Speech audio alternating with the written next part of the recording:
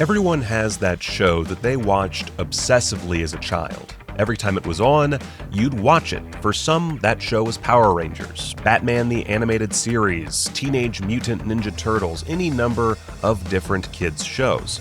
For me, it was hands down the 90s Spider-Man show. I can still hear that killer theme song pretty much every time I try to go to bed at night. It shredded. Heck, when I was 7, my mom made me a homemade Spider-Man costume out of some sweatpants and a ski mask. So you can imagine that I was pretty excited when May 3rd, 2002 rolled around and the first Spider-Man film hit the big screen. 12-year-old me ate it up, but little did I know just how big a deal this movie was and how much of an impact it would have on the comic book film industry as a whole. But then again, that has kind of been the case with the old webhead pretty much since his inception. But how has Peter Parker gone from being just another comic book character created by a fledgling publishing house to one of the most profitable bits of intellectual property ever? Well, the story begins with a man named Stan and his buddy Steve. The story of Spider-Man's rise to power actually begins a few years before he was even created. The year was 1961, and the comic company formerly known as Atlas Comics was facing a changing marketplace. Previously, the company had largely focused on pulp comics, producing stories featuring horror, romance, adventure, or even historical elements. However, their largest competitor at the time, Detective Comics, was starting to see a lot of success with their costumed heroes, such as Batman, Superman, and the rest of the Justice League of America. So the newly rebranded Marvel Comics decided to follow suit. Writer and editor Stan Lee, who had been working at the company since 1939 in a few different capacities, was tasked with creating superheroes who would not just appeal to the more mature audience that the company had built with their pulp comics, but also to younger readers who were starting to become a major demographic for comics. This would lead to the creation of Marvel's first ever superhero team, the aptly named Fantastic Four, in November 1961. This first family differed quite a bit from other heroes on the market. Unlike the characters in competing books, Reed Richards, Sue Storm, Ben Grimm, and Johnny Storm all had more realistic relationships with each other, often squabbling and even holding grudges. In addition to the way the heroes interacted, they also eschewed the traditional practice of secret identities, instead embracing celebrity status.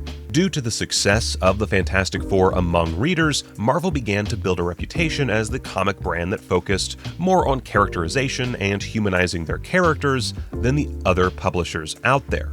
And this trend continued in 1962, when Stan Lee set out to try to develop a comic character that teenage readers could identify with on a deeper level.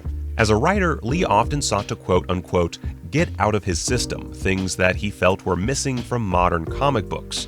In this case, he saw an opportunity to build upon the popularity of comics among younger readers by giving them a character that more closely fit their age demographic and even was still in school, as opposed to most superheroes who were full-grown adults with jobs and such. However, Lee needed to try to figure out a power set for this new hero, which was when he took a look at a character from a popular publications pulp comic series known simply as The Spider.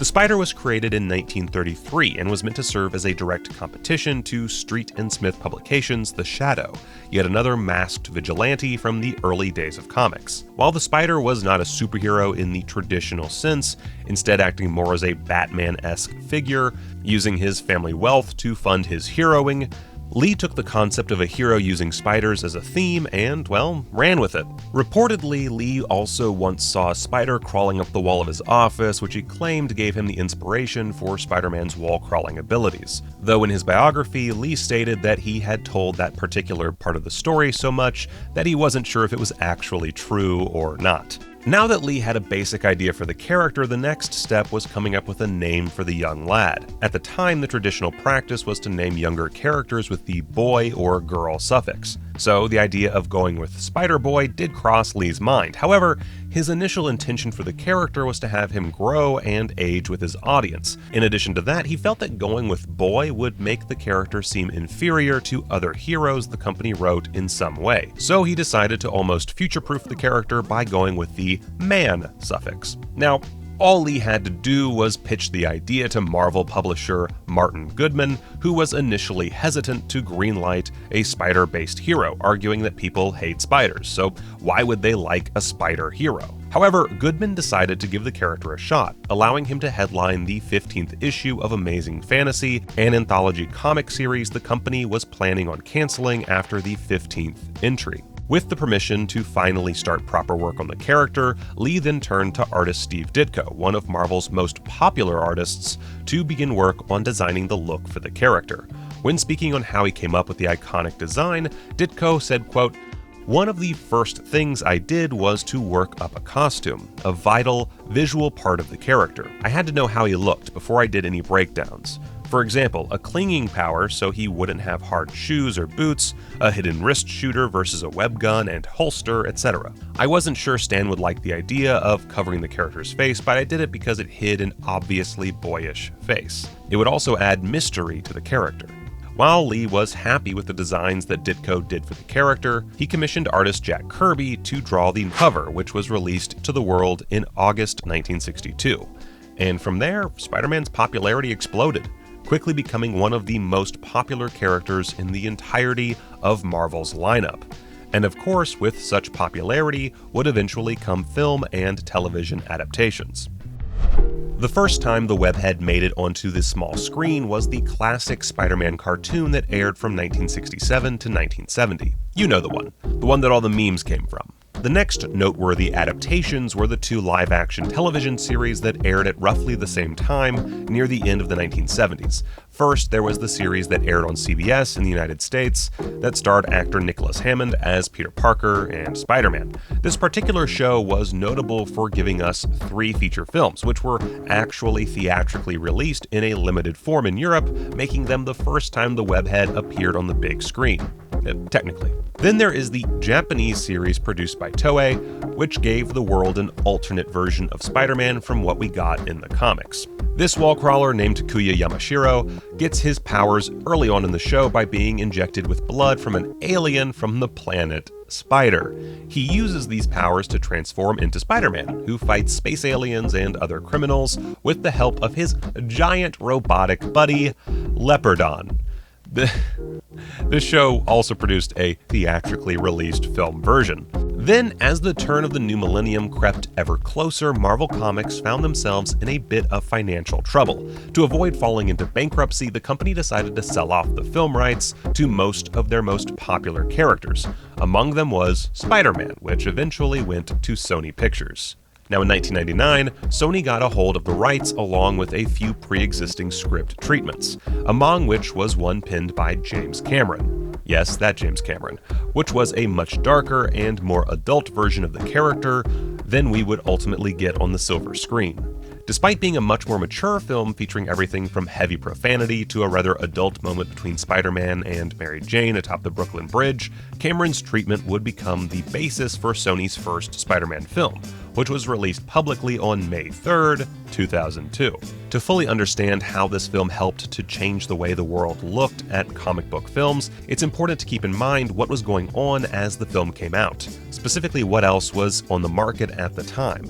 A couple of years prior, 20th Century Fox had released the first X-Men film, which arguably marked the beginning of the modern age of superhero flicks. With Spider-Man coming out 2 years later, it was able to build upon the critical and commercial success of the first X-Men, continuing the hype audiences had for superhero media at the time. And the release of Spider-Man 2 in 2004 only served to further emphasize the longevity of the genre.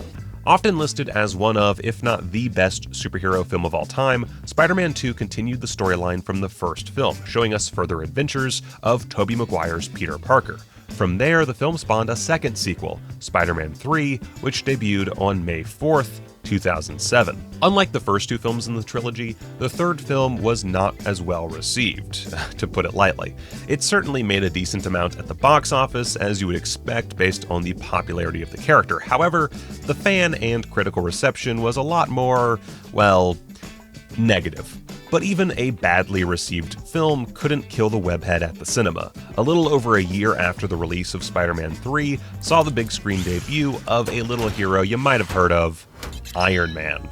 The age of the Marvel Cinematic Universe had finally begun, and any movie studio with the rights to comic book characters jumped on the hype. And Sony was no different. While attempts had been made for years to get Spider-Man 4 into production, ultimately the decision was made by the people at Sony to cancel the fourth entry in the series and instead attempt to reboot the franchise with The Amazing Spider-Man, this time starring Andrew Garfield as the iconic wall crawler. The Amazing Spider-Man, released on July 3rd, 2012, as well as its sequel released on May 2nd, 2014, were noteworthy not just because they attempted to bring us a more comic-accurate version of Peter Parker, keeping him in high school for the duration of the two films, but also because it marked Sony's first attempt at launching their own cinematic universe. In 2013, before the second film even hit theaters, Sony Pictures made the rather bold move of announcing the release dates for not just a third film, but a fourth film, along with a slew of spin-off films within the same universe. The titles included movies based upon the Sinister Six, Black Cat, and even Spider-Man 2099, a futuristic version of the webhead set in the year, well, 2099. After the release of The Amazing Spider-Man 2 and the rather lukewarm reception it received from audiences, plans for the Sony Marvel Universe seemed to slow down. News of the Sinister Six, Black Cat, and Spider-Man 2099 movies ground to a halt, and no one seemed sure of what was to become of the mainline Spider-Man franchise as a whole. Meanwhile, the MCU had grown to almost unbelievable size, and rumors started to swirl around that Sony and Disney, who had acquired Marvel in 2009, were in talks to bring Spider-Man into the bigger universe, something that fans were almost universally in favor of happening. Heck, around the release of the first Avengers film in 2012, there was talk that Sony originally planned on allowing the Oscorp Tower from Amazing Spider-Man to appear in the New York skyline during that film's final battle, which of course, it didn't, but you know how these things are. However, Sony was keeping tight-lipped about any potential deals with Disney, so fans were stuck without any concrete news regarding whether or not the spider-based hero would ever be seen swinging alongside the rest of Marvel's biggest characters. That is until November 24th, 2014. At around that time, Sony Pictures was gearing up to release The Interview, a comedy starring Seth Rogen and James Franco that featured a plot to assassinate North Korean leader Kim Jong-un as the main focus of its story. Haters gonna hate. Before the movie's theatrical debut, a hacking group, allegedly backed by the North Korean government called the Guardians of Peace, gained access to confidential data from Sony Pictures. They wound up releasing it and then threatened to take terrorist action against any theater that showed The Interview. Among the multitude of emails, internal memos, and other sensitive information, it was revealed that Sony had indeed been in talks with Disney to include Spider-Man in the Marvel Cinematic Universe, specifically within the film Captain America: Civil War. And shortly thereafter, a deal was actually struck between the two mega corporations, and with the announcement of Tom Holland's casting as the MCU's version of the webhead, the Amazing Spider-Man series was officially dead. But while the franchise was done for, Sony's attempts at creating their own shared film universe was definitely not. Despite their deal with Disney locking off Spider-Man from appearing in a live-action film that wasn't connected to the MCU, Sony chose to move forward on developing films based on characters connected to the webhead, whose film rights were included as part of the deal for Spider-Man's. The first film in this Sony Pictures universe of Marvel characters, hereafter referred to simply as the SMU, was Venom. Following Eddie Brock, a down-on-his-luck reporter who comes into contact with a sludge-like creature from space, it was released on October 5th, 2018. Yes. Never gonna happen. Stop doing that now. The movie grossed a grand total of $856.1 million overall, proving to Sony that they could produce films featuring Marvel characters without Spider-Man. Of course, the success of that film was quickly overshadowed by a movie that did feature the wall crawler. Quite a few of them, in fact. This could literally not get any weirder. While not as big of a monetary success as Venom, Spider-Man Into the Spider-Verse was met with massive amounts of critical acclaim, garnering a 97% on Rotten Tomatoes, making it the highest-rated Spider-Man solo film. In fact, Into the Spider-Verse went on to win numerous awards, including an Oscar for Best Animated Feature at the 91st Academy Awards. About time Spidey walked away with a little golden dude. Now, in 2021, we are at a bit of a crossroads as far as the character is concerned. Spider-Man: No Way Home, the third solo film within the MCU starring Tom Holland, is currently set to release at the end of the year, not too long after the second proper entry in the SMU, Venom: Let There Be Carnage, which rumor has it is set to lay some groundwork for the introduction of either the SMU version of Spider-Man or some way for the MCU version to cross over. Either way, things look pretty bright for fans of the character, and considering how far he has already come from humble beginnings as a character created to try to bring in a younger audience to someone that you can see pretty much everywhere you look, I for one am very excited to see what the future has in store for Spider-Man. Throughout this video, I mentioned a bunch of adaptations of the webhead, but I only scratched the surface of how many of them there are out there. Everything from movies, TV shows, and video games, all the way to Broadway musicals. Pretty much anywhere you look, you'll see Spider-Man. He truly is a cultural icon.